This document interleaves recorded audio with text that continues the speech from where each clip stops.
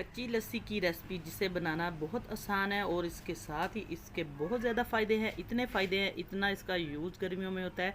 आप लोग इसको इस्तेमाल करें। आम गर्मियों में हम इस्तेमाल करते हैं, करेले खाते हैं तो वो क्योंकि उसकी तासीर गर्म होती है, इसलिए ये कच्ची लस्सी बहुत ठंडी होती है।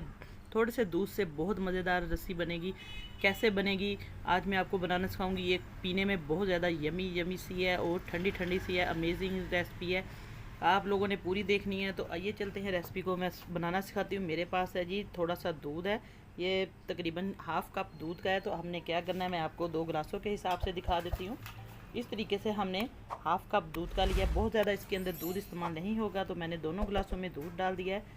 तो अब इसके अंदर हम डाल देंगे पानी। बिस्मिल्लाहिर्रहमानिर्रहीम। पानी भी हमने इसको काफ़ी पतला बनाकर पीना है। जितनी पतली ये लस्सी होगी उतना ही ये हमें फ़ायदा देगी। बहुत ज़्यादा ये मैदे की जलन को, सीने की जलन, जितनी भी आप लोगों के मसले हैं मैदे के, वो बहुत ज़्यादा दूर करेगी।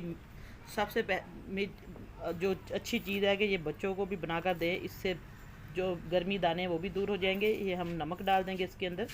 नमक आप लोग अपने टेस्ट के हिसाब से डाल सकते हैं थोड़ा, क्योंकि हमारा जो गर्मियाँ है पसीना भी आता है, नमकियात की भी कमी आ जाती है। तो इसलिए आप लोग ये लस्सी ज़रूर बनाएं, बच्चों को भी दें। बिस्मिल्लाहिर्रहमानिर्रहीम। तो दोनों गिलासों में हम बर्फ़ डाल देंगे और नमक को मिक्स करेंगे। ये बहुत ज़्यादा 2 मिनट में।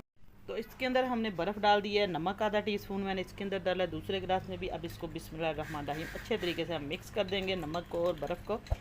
बहुत ही मज़ेदार सी लस्सी कच्ची हमारी तैयार है। तो कमेंट करें लाजमी, आप लोग रेसिपी अच्छी लगे तो कमेंट करके बताएं और वीडियो को लाइक कर दें और सब्सक्राइब कर दें अगर चैनल पर नए हैं। तो आज की रेसिपी आपको कैसी लगी? इंशाल्लाह बहुत पसंद आई होगी। ये देखिए बहुत मज़े की ठंडी ठंडी सी लस्सी। तो उम्मीद करती हूँ बहुत पसंद आएगी। इंशाल्लाह नई रेसिपी लेके दोबारा हाज़िर होंगी आपकी खिदमत में। इजाज़त चाहती हूँ। अल्लाह हाफिज़।